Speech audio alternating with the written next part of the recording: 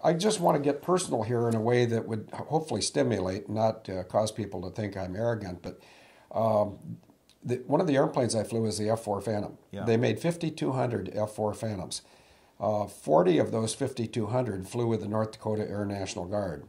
One of those 40 is on a pole in Canton, Texas. Yeah. The registration number is 640965. I flew that airplane a lot, but one aircraft out of 5,200, that one aircraft was a drone. When it was a drone, it was owned by BAE, British Aerospace, Yes. and their subcorporation, Tracor. I don't understand. Well, there's a lot of things I don't understand about the relationship between the UK and the US. Right. But what's the UK doing operating US aircraft in US airspace from Mojave, California, doing drone-to-drone refuelings? So the tanker aircraft has no humans. 640965 had no humans. But once again, people at Tracor, BAE, the United States Air Force, Mojave, they don't think there's people out there that can put two and two together and come up with four. But there are. Let's change the subject field. Okay. You're in Britain this week, in Nottingham today, 1st of May. Yep. What has brought you here? I'm trying to figure out what's going on with your Constitution and your... when people are evicted from their homes in the UK, to me it looks like almost like the Nazis. The police officials are very disrespectful, I think, to the public. And one of the things, I'm sure they say we're just doing our job. I'm sure they're saying, well, the judge ordered it. But what those types of people, not only in Britain today, but in Germany in the 30s and in the United States to a lesser degree today, what those law enforcement people need to consider is that, they could be next. What's really going on, the core issue, and this is just my opinion, and I haven't shared it with anyone in this room, but I think what really is going on is all the contracts are being broken sequentially. Yeah. They'll break the common people first, and then when they got all the common people beat up, the cabal, that's my choice of words, but the cabal is running out of money, and they're running out of time. Now, over here, they're evicting people from the houses, and I've been told by people in your country that the game there is they get rid of the deadbeats, and then the bank owns the home, and they rent it out. That's one thing that's going on, yeah. What's another thing? Another thing that's going on is that properties are being stolen and then sold to developers for almost no money. So an extreme case, but it is a genuine case, a £500,000 home being sold to a developer for £80,000. And of course, the developer then develops that property and sells it, and then splits the profit with the people that stole the home in the first place. But this is theft of property at the moment. And in the case of Tom Crawford, who we're here to support today, of course they changed the terms of his mortgage without telling him, and then his mortgage completes and he finishes his final payment, and then they tell him, by the way, you still owe us £43,000. And this sort of thing is going on all the time.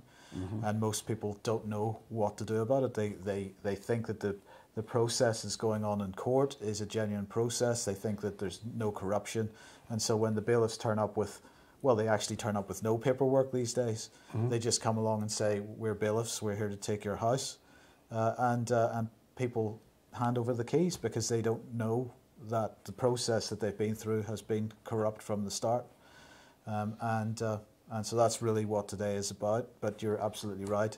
The legal system in this country is being destroyed. You said country. Is it a country or is it a corporation? I think it's still both. Okay. I think it's not too late to go back, but we are in the process of... That's why we're here, isn't it? What they are doing is building parallel infrastructures. Yep. So the old way is still there. The common law country still exists, but the corporation is sitting on top of it at the moment or beside it. And what's being presented in the media is the corporate side, and the old side is being pushed away by the elites. And the only people that are standing up for this are the common people, us really. But the corporate side, every aspect of our lives is being corporatized in the most callous way, actually. Well, I'm from the United States, so anybody in the U.S. that hears this, don't think that this problem is in Britain alone. It's in the United States. And we are also a corporation in the United States. Yeah. And if anybody does not understand that, they need to get into a search engine and search Corporation of the United States of America plus 1871. I'm not sure. I think it was February. So let's just assume it was February of 1871. We went from being a free republic to being a corporation. And one of the reasons I'm here today is I can commiserate with the abuses being heaped upon the citizens, because in May of 2003, well, maybe I can't be specific. I think I can be close. Somewhere around the 20th of May of 2003, I was involved in a illegal house. Well, I had a house taken from me, Right. and a farm. And I don't want to get it. My case is just like Tom's. It's just one case of many thousands. But I went through a process, and I had the pleasure of sitting in a courtroom, and I'm looking right at the camera, just like I was looking right at the judge. And when I made eye contact with this judge, or camera in this case, I saw two things in his eyes. One of them I'd never seen before. I had never seen evil incarnate. Yeah. And if you've never seen it, you wonder, well, how can you recognize it? Yeah. It was obvious. Yeah, yeah. So I saw evil and I saw fear. And that really confused me. I almost smiled or smirked, because that's just my nature. When something confuses me, I sort of smile like, I can't figure this out. I figured him out pretty quickly.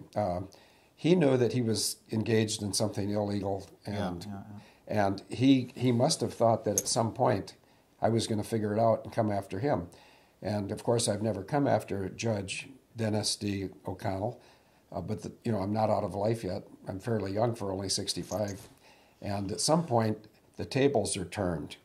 And what's going on in the United States right now is the people, let me be really specific. Have you heard the name Barry Soetoro? I have heard that name. I think he's an imposter or something, isn't he?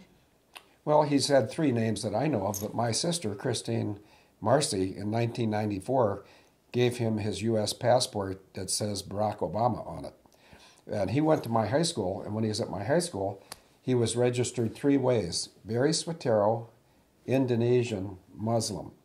When I was at the same high school, Punahou School in Honolulu, Hawaii, I was registered as Field McConnell, United States, Christian. And I want to be real specific. The Christian part did not apply.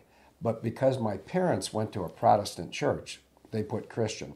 Well, I graduated in 67, and I'm still the same person. Yeah.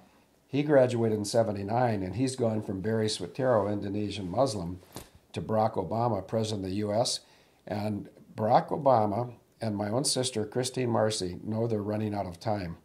And we have this ongoing, well, it's not ongoing yet, there's a planned exercise, which is basically martial law imposition and the extraction of domestic terrorists. And that's set to go the 15th of July until the 15th of September. In news 2 days ago, the governor of Texas told the federal government, don't come to Texas with that program, because we will take our assets and use against yours. And also, sometimes if you want to shut down something terribly evil, all you have to do is expose individual people. Yeah. And last week I exposed a guy named Thomas Meade. He's in charge of planning of Jade Helm, and he and a guy named Oquento and a third name. I published their names, I published their address, I published their phone numbers, and suddenly, yesterday, Jade Helm has been canceled or terminated in a variety of locations. One of the locations might be within stone's throw of 7500 Mayer, M-A-E-H-R Drive in Waco, Texas. And if you think you might have heard of Waco, it's where the Branch Davidian compound was, and it's where the largest concentration of Masons are in the state of Texas. Right. And so we think that little people, there's 5 little people in this room right now. It's our feeling with the group that I work with that little people can beat the big people when we're right and we outnumber them, and we work together and we don't cower. And that's one of the reasons why I'm here today with you guys in Nottingham. And it's one of the reasons why less than a month ago I was over in Germany standing up for the young Mr. Lubitz, who was vilified by the world media and they were 100% wrong. 100% wrong. Totally agree. Okay, Phil, thank you very much. How do people contact you or find you on the internet if they want to find you after this weekend? Well, the easiest way to find me is via email at either fieldmcc@yahoo.com or my last name, McConnell, McConnell, field, FIELD, @gmail.com. We have a website, abledanger.net, and Able is ABEL, Yeah. Danger is DANGER.net. Also, anybody in the world that wants to talk about these issues can dial +001 715 307 8222. Fantastic. Thank you very much. You're welcome.